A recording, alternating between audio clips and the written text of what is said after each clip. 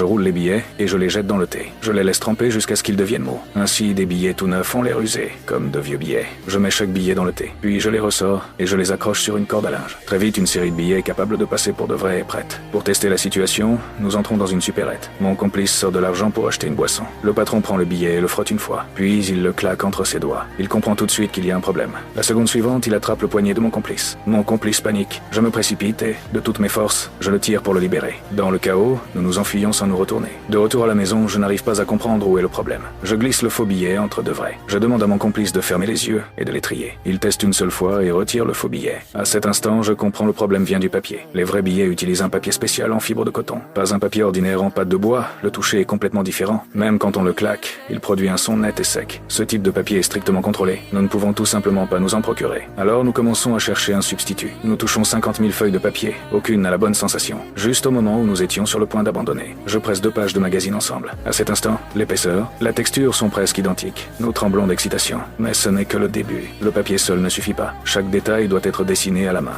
Les nouveaux billets utilisent la micro-impression. Peu importe la précision d'une machine, une fois scanné, des motifs de moi réapparaissent partout. Mais cela ne m'arrête pas. Je fixe ce billet. Je l'étudie morceau par morceau. Chaque ligne, chaque texture. Pendant une semaine entière, je le reproduis encore et encore. Je dors à peine. Finalement, chaque détail des 2 faces est entièrement recréé. Ensuite, je réduis l'échelle et je grave. Puis je polise encore et encore avec des milliers de billes de verre, jusqu'à ce que la texture paraisse naturelle, réelle. Je brosse un revêtement chimique sur une plaque de cuisson. Je mets cette plaque dans un four à 100 degrés, encore et encore. Puis j'utilise un agent de refroidissement pour faire chuter la température. Une plaque d'impression pour un billet de 5 cents, c'est terminé. Ensuite, tout le papier est complètement blanchi. Le recto et le verso sont imprimés séparément. Le recto est perforé à la main. Une bande de sécurité est insérée dans le verso. Puis on applique de la colle. Le recto et le verso sont pressés ensemble, formant un parfait sandwich. À mi-chemin, l'encre à changement de couleur nous bloque. Alors mon complice trouve une idée. Mélanger de la peinture métallique avec l'encre. L'effet est presque identique. Scellé avec un vernis transparent, la texture apparaît immédiatement. La dernière étape reste la même. Vieillissement au thé, puis séchage à l'air libre. Cette fois,